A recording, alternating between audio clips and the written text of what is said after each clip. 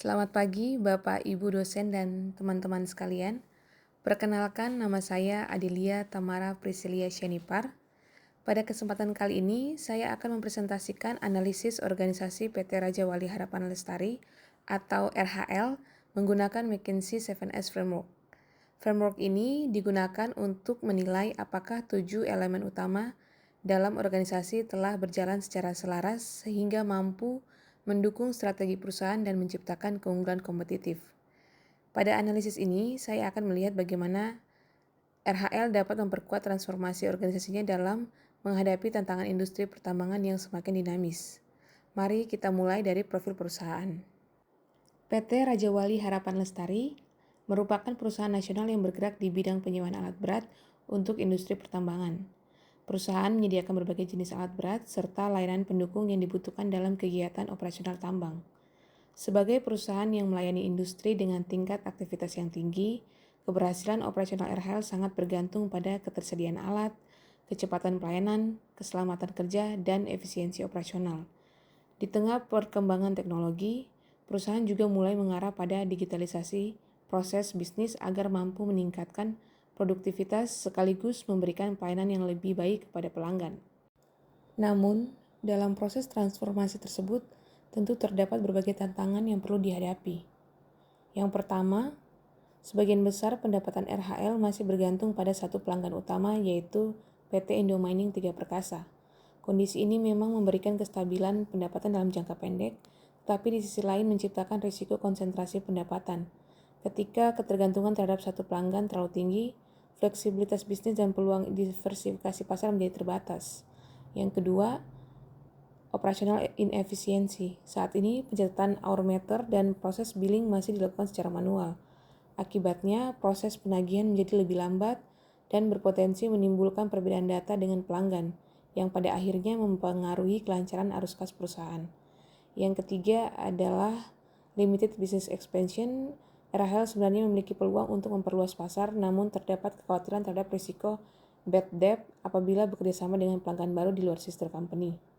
Yang keempat, saat ini pelanggan tidak lagi hanya mencari penyedia alat berat, melainkan mampu memenuhi standar ESG, menjaga keselamatan kerja, meminimalkan downtime, serta menyediakan data operasional yang transparan. Artinya, daya saing perusahaan tidak lagi ditentukan oleh jumlah alat yang dimiliki, tetapi oleh kualitas sistem operasional dan layanan yang diberikan. Namun, ketika dianalisis lebih dalam, semuanya memiliki akar penyebab yang sama, yaitu belum selarasnya strategi, struktur, sistem kerja, kompetensi SDM, kepemimpinan dan budaya perusahaan. Dengan kata lain, RHL belum cukup hanya membeli alat baru untuk memperbaiki satu proses bisnis saja. Yang dibutuhkan adalah transformasi organisasi secara menyeluruh. Karena itulah McKinsey 7S Framework ini menjadi pendekatan yang tepat untuk menganalisis bagaimana ketujuh elemen organisasi dapat diselaraskan agar mampu mendukung pertumbuhan bisnis secara berkelanjutan. Pada elemen pertama yaitu strategi, RHL saat ini masih menjalankan model bisnis rental alat berat yang bersifat konvensional. Fokus utama masih pada efisiensi internal, harga sewa, serta ketersediaan unit. Namun, dalam konteks industri pertambangan saat ini, pendekatan ini sudah mulai kurang kompetitif karena mudah ditiru. Untuk itu, arah strategi ke depan perlu bergeser dari sekedar rental alat menjadi reliable operational partner. Artinya, nilai yang ditawarkan bukan lagi alat beratnya tetapi keandalan operasional dan minimnya downtime bagi klien. Perubahan strategi ini menjadi dasar untuk seluruh transformasi di elemen berikutnya. Kemudian pada aspek structure, kondisi saat ini masih bersifat fungsional dan cukup hierarkis. Koordinasi antara divisi juga masih cenderung manual sehingga proses pengambilan keputusan membutuhkan waktu lebih lama. Dalam model bisnis yang lebih digital dan berbasis data, struktur seperti ini akan menjadi hambatan. Untuk itu, struktur yang diusulkan adalah Digital Fleet Ecosystem Structure, di mana fungsi operasional, maintenance, finance, dan customer success terintegrasi dalam satu alur data real-time. Peran baru seperti Fleet Intelligence Center dan Dedicated Account Manager menjadi kunci agar keputusan bisa lebih cepat dan lebih dekat ke kebutuhan pelanggan. Kalau struktur sudah disiapkan, maka fondasi utamanya adalah sistem yang digunakan perusahaan. Pada elemen sistem, saat ini proses operasional masih banyak dilakukan secara manual. Mulai dari pencatatan hour meter, proses approval hingga billing masih rentan keterlambatan dan potensi human error. Ini membuat keputusan bisnis belum sepenuhnya berbasis data real time. Oleh karena itu, saya mengusulkan RHL, Smart Fleet Ecosystem yang mengintegrasikan IoT, GPS tracking, dashboard, operasional, hingga predictive maintenance. Dengan sistem ini, data tidak hanya dicatat tetapi langsung dianalisis untuk menghasilkan tindakan. Misalnya, kerusakan alat berat bisa diprediksi lebih awal, billing bisa otomatis, dan seluruh proses menjadi lebih transparan dan efisien. Selanjutnya, kita beralih ke soft elements yang bertumpu pada sumber daya manusia, dimulai dari elemen skills. Pada aspek skills, kompetensi tim saat ini masih berfokus pada pengoperasian alat secara manual dan perbaikan yang bersifat reaktif setelah alat mengalami kerusakan. Untuk mendukung sistem digital yang baru, tim tidak bisa lagi bekerja dengan secara tradisional. Untuk itu, kami mengusulkan adanya program upskilling untuk meningkatkan literasi digital dan IoT, serta kemampuan analisis data agar mekanik dapat mengeksekusi predictive maintenance. Selain itu, mereka juga dibekali dengan kompetensi K3L, tingkat lanjut dan pemahaman ESG, dengan harapan mereka dapat bergeser dari sekedar operator alat menjadi penasihat keandalan operasional atau reliability partner bagi klien. Peningkatan keterampilan ini tentu akan mengubah cara kerja dan mentalitas tenaga kerja ketika di lapangan. Kemudian ke elemen staff. Saat ini tenaga kerja RHL masih terjebak pada budaya kerja yang pasif, menunggu instruksi atasan, dan baru bergerak setelah masalah terjadi. Transformasi ini bertujuan untuk menciptakan apa yang kami sebut sebagai empower frontliners. Dengan dibekali aplikasi dan akses data riwayat secara real-time, mekanik dan operator diberikan wewenang serta inisiatif untuk mengecek ketersediaan spare part dan mengambil keputusan secara cepat di lapangan. Perubahan peran menjadi lebih proaktif ini juga didukung oleh tim manajemen dukungan 24 jam yang memantau aset melalui dashboard, sehingga koordinasi penyelesaian masalah menjadi jauh lebih efisien dan meminimalkan downtime. Pada elemen style, gaya kepemimpinan di RHL saat ini masih cenderung hierarkis, transaksional, dan pengambilan keputusannya didasarkan pada pengalaman lapangan semata. Untuk itu, kami mendorong pergeseran menuju data-driven dan collaborative leadership. Pemimpin harus berani menerapkan transparansi radikal, misalnya dengan menyediakan klien portal agar pelanggan bisa melihat data utilisasi armada dan konsumsi BBM mereka secara terbuka. Dengan menerapkan budaya akuntabilitas dan orientasi pada keberhasilan pelanggan, hubungan RHL dengan klien bukan lagi sekedar penyedia jasa atau vendor, melainkan menjadi mitra strategis jangka panjang.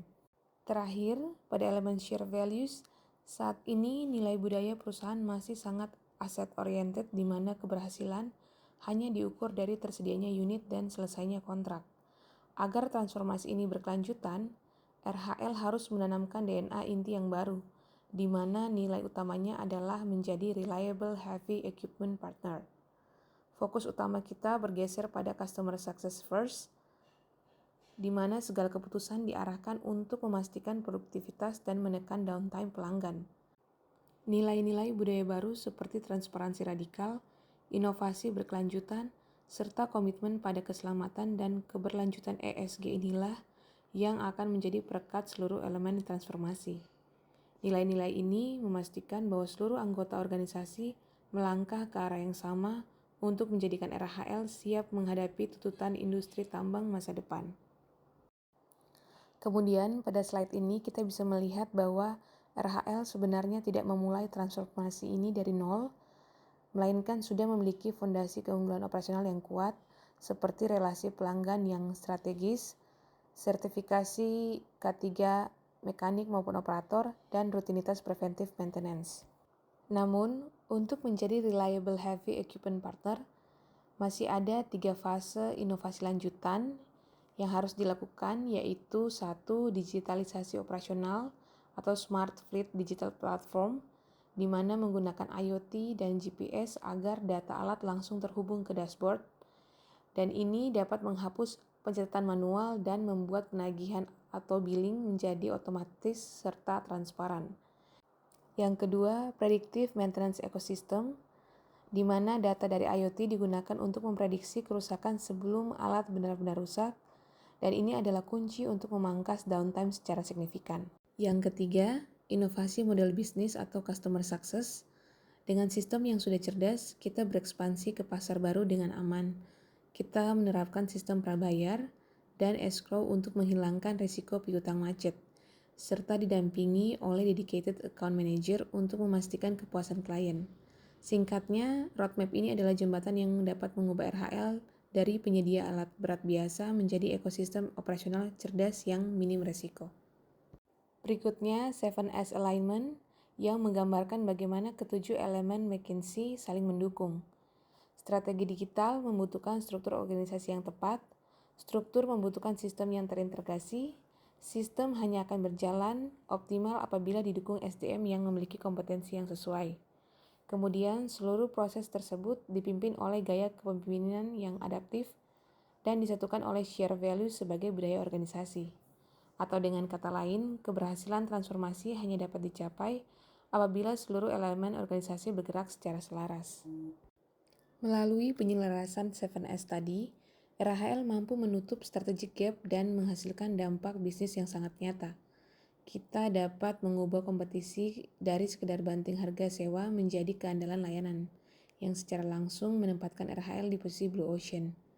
Dari sisi finansial, ketergantungan pada sister company bergeser menjadi ekosistem multi-klien yang mendongkrak pertumbuhan pendapatan. Penagihan yang dulunya manual dan sering dispute, kini otomatis via IoT sehingga siklus tagihan jauh lebih cepat. Bahkan risiko bad debt atau piutang tak tertagih yang selama ini menjadi momok bisa ditekan mendekati 0% berkat sistem prabayar dan escrow. Memastikan arus kas kita tetap sehat, dan secara operasional, predictive maintenance ditargetkan mampu menekan downtime hingga di bawah 15%. Transformasi RHL melalui keselarasan McKinsey 7S ini menghasilkan 5 pergeseran fundamental atau key takeaways. RHL bergeser dari model rental komoditas menjadi perusahaan layanan keandalan, operasional manual berubah menjadi berbasis data, dan pasar klien tunggal meluas menjadi ekosistem pertambangan.